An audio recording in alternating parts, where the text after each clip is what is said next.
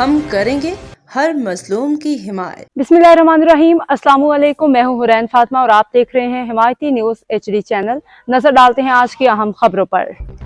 لانڈی میں گٹکا ماوا اور سٹے کے مبینہ کاروبار کی بازگشت، شہریوں نے اعلیٰ حکام سے نوٹس لینے کا مطالبہ کیا۔ روزنامہ حمایتی نیوز ضلع کورنگی کے علاقے لانڈی میں گٹکا ماوا اور سٹے کے مبینہ کاروبار کے حوالے سے شہریوں سماجی حلقوں نے شدید تشویش کا اظہار کرتے ہوئے اعلیٰ حکام، پولیس حکام اور متعلقہ اداروں سے فوری نوٹس لینے کا مطالبہ کیا ہے۔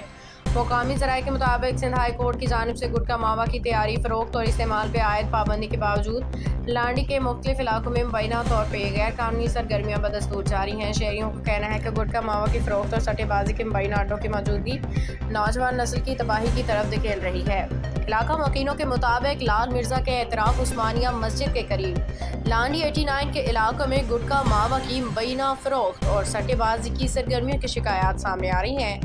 مقامی افراد کا کہنا ہے کہ ان غیر قانونی سرگرمیوں کے باعث علاقے کا ماحول متاثر ہو رہا ہے۔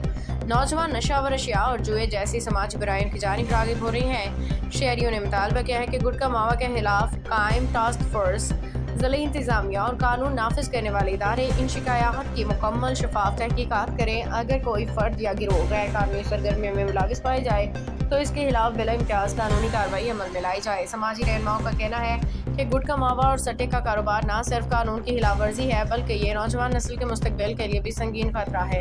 انہوں نے کہا کہ IG Sindh, additional IG Karachi, DIG east اور SSP کو رنگی سے مطالبہ کیا ہے کہ لانڈی کے مختلف علاقوں میں مبینہ غیر قانونی سرگرمیوں کے خلاف خصوصی مہم چلائی جائے، ذمہ دار عناصر کو قانون کے کٹہرے میں لایا جائے۔ عوامی حلقوں کا کہنا ہے کہ حکومت کی جانب سے منشیات و دیگر سماجی برائیوں کے خاتمے کے لیے کیے جانے والے اقدامات اس وقت تک مؤثر ثابت نہیں ہو سکتے جب تک زمینی سطح پہ سخت اور مسلسل کارروائیاں نہ کی جائیں۔ واضح ہے کہ خبر میں شامل الزامات مقامی ذرائع اور شہریوں کے دعووں پہ مبنی ہیں جن کی آزادانہ طور پہ تصدیق نہیں ہو سکی۔ متعلقہ پولیس اور انتظامیہ کا موقف وصول ہونے پہ اسے بھی خبر کا حصہ بنایا جائے گا۔ اگلی خبر کا انتظار کیجیے گا۔ بہت جلد کچھ جعلی صحافیوں اور کچھ 2 نمبر بیٹر پولیس والے بھی مزید آئیں گے۔ بہت جلد عوام کے سامنے روزنامہ حمایتی نیوز آپ کو پروف کے ساتھ دکھائے گا۔ فہیم احمد ارائیں کی رپورٹ۔ اب تک کے لیے اتنا ہی۔ مزید خبروں اور اپڈیٹس کے لیے دیکھتے رہیں حمایتی نیوز HD چینل۔